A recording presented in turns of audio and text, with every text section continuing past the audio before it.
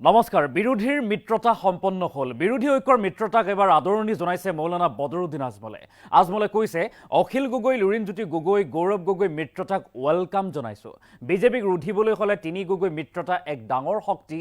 হিমন্ত বিশ্ব শৰ্মাক অসমৰ পৰা বিদায় দিয়াটো আমি বিচাৰিছোঁ আৰু ফলাফলৰ পিছতো মিত্ৰতাৰ বাবে দুৱাৰ খুলি এনেদৰে মন্তব্য আগবঢ়াইছে বদৰুদ্দিন আজমলে আৰু তাৰ পাছতে কৈছে যে মিত্ৰতা অতিকে প্ৰয়োজন বিজেপিক ৰুধিবৰ বাবে। আৰু কি কৈছে আমি সবিস্তাৰে খবৰটো লৈ অহাৰ চেষ্টা কৰিছোঁ। বিৰোধী ঐক্যৰ মিত্ৰতাক আদৰণি জনাইছে মৌলানা বদৰুদ্দিন আজমলে। অখিল গগৈ, লুৰিণজ্যোতি গগৈ, গৌৰৱ গগৈ যি মিত্ৰতা, সেই মিত্ৰতাক আমি ৱেলকাম জনাইছোঁ বুলি মন্তব্য বদৰুদ্দিন আজমলৰ। বিজেপিক ৰুধিবলৈ তিনি গগৈ মিত্ৰতা এক ডাঙৰ শক্তি।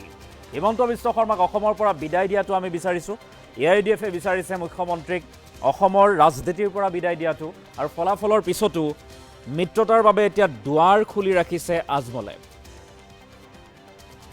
বদৰুদ্দিন আজমলে কংগ্ৰেছ, ৰাইজৰ দল, অসম জাতীয় পৰিষদৰ সৈতে মিত্ৰতা কৰিবৰ বাবে AIUDFে দুৱাৰ খুলি ৰাখিছে বুলি মন্তব্য কৰিছে মৌলানা বদৰুদ্দিন আজমলে। আৰু বিৰোধী ঐক্যৰ যি মিত্ৰতা সম্পন্ন হৈছে আৰু সেই মিত্ৰতাক আদৰণি জনাইছে, ৱেলকাম জনাইছোঁ বুলি মন্তব্য কৰিছে। যিহেতু বিজেপিক ৰুধিবলৈ হ'লে এই তিনি গগৈ মিত্ৰতা এটা ডাঙৰ শক্তি। অসমৰ প্ৰেক্ষাপটত, অসমৰ ৰাজনীতিত তিনি গগৈ যি মিত্ৰতা, সেই মিত্ৰতা অতিকে এক ডাঙৰ শক্তি বুলি উল্লেখ কৰিছে আজমলে। কৈছে, হিমন্ত বিশ্ব শৰ্মাক অসমৰ পৰা বিদায় দিয়াটো আমি বিচাৰিছোঁ। গতিকে যি বিৰোধী ঐক্যৰ মিত্ৰতা সম্পন্ন হৈছে আৰু সেই মিত্ৰতা এটা ডাঙৰ শক্তি আৰু এই মিত্ৰতাক আমি আদৰণি জনাইছোঁ। আৰু বিৰোধী ঐক্যৰ সৈতে AIUDFেও সমিলমিল হ'ব বিচাৰিছে। বিজেপিক প্ৰতিহত কৰিবৰ বাবে AIUDFে বিৰোধী দলসমূহৰ সৈতে মিত্ৰতাৰ বাবে দুৱাৰ খোলা ৰাখিছোঁ বুলি মন্তব্য কৰিছে বদৰুদ্দিন আজমলে। বদৰুদ্দিন আজমলৰ মন্তব্য আমাৰ সৈতে আছে। কি কৈছিল আচলতে সেই মন্তব্য আমি শুনাব বিচাৰিছোঁ। আমি ৱেলকাম কৰিছোঁ, ভেৰি ভাল লাগিছে। আমি সদায় কৈ আছোঁ বোলে মিত্ৰজোঁট কংগ্ৰেছে বাকী যে আমাৰ অখিল গগৈ, লুৰিণজ্যোতি লৈ যিটো কৰিছে বা CPM লৈ আমি এইটো ভাল পাইছোঁ, ৱেলকাম কৰিছোঁ। এনে ডাঙৰ এটা শক্তি। বিজেপিক অসমৰ পৰা বিদায় দেৱা আমাৰ 1 to 10 প্ৰগ্ৰাম হ'ল আমি বিজেপি কেনেকুৱা আঁতৰাব লাগে।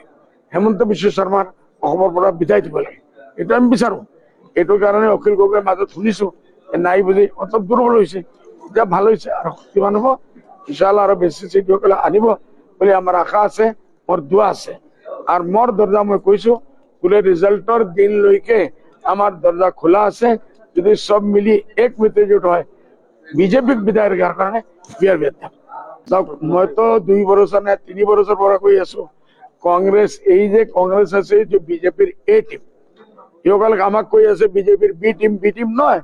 আমাৰ তো মাত্ৰ 2জন গৈছে, 2 বছৰ আমি এইসকলক দৰখাস্ত কৰি দিছোঁ। মাত্ৰ এজন কৰিমুদ্দিন বৰভূঞা গৈছে আৰু কংগ্ৰেছৰ প্ৰদ্যুৎ বৰদলৈ লৈ আৰু ভূপেন বৰালৈ 9জন ডাউন লিডাৰ গৈছে। কোন বিজেপিৰ এজেণ্ট, কোন পাৰ্টি বিজেপিৰ এজেণ্ট, এইটো আপোনালোকে চৰ্চাৰ পট হৈছে। গোটেই অসমৰ মানুহ পাব। আমিও চব জায়গাত যাম, এইটো কম দেখাই দিম বোলে কংগ্ৰেছ বিজেপিৰ টিম না আজমল বিজেপিৰ টিম। আমি ৱেলকাম কৰিছোঁ, ভেৰি ভাল লাগিছে। আমি সদায় কৈ আছোঁ বোলে মিত্ৰজোঁট কংগ্ৰেছে বাকী যে আমাৰ অখিল গগৈ, লুৰিণজ্যোতি লৈ যিটো কৰিছে বা CPM লৈ আমি এইটো ভাল পাইছোঁ, ৱেলকাম কৰিছোঁ। এনে ডাঙৰ এটা শক্তি। বিজেপিক অসমৰ পৰা বিদায় দেৱা আমাৰ 1 to 10 প্ৰগ্ৰাম হ'ল আমি বিজেপি কেনেকুৱা আঁতৰাব লাগে। হেমন্ত বিশ্ব শৰ্মাৰ অসমৰ পৰা বিদায় দিব লাগে, এইটো আমি বিচাৰোঁ।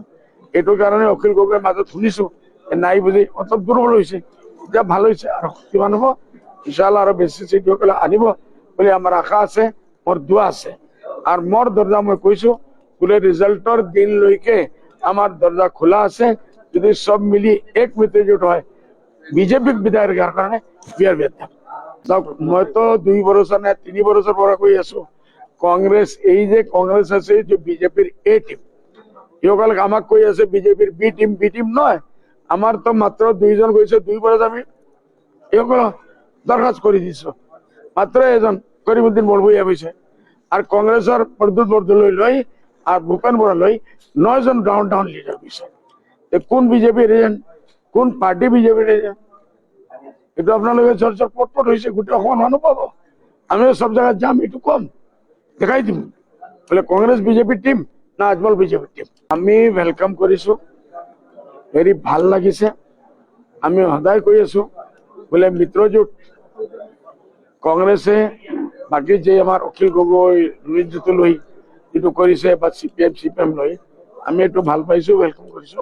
কিন্তু ডাঙৰ এটা শক্তি বিজেপিক অসমৰ পৰা বিদায় দেওয়া আমাৰ 1 নম্বৰ 1 to 10 প্ৰোগ্ৰাম হল আমি বিজেপি কেনেকুৱা আঁতৰাব লাগে, হেমন্ত বিশ্ব শৰ্মাৰ অসমৰ পৰা বিদায় দিব লাগে, এটা আমি বিচাৰো।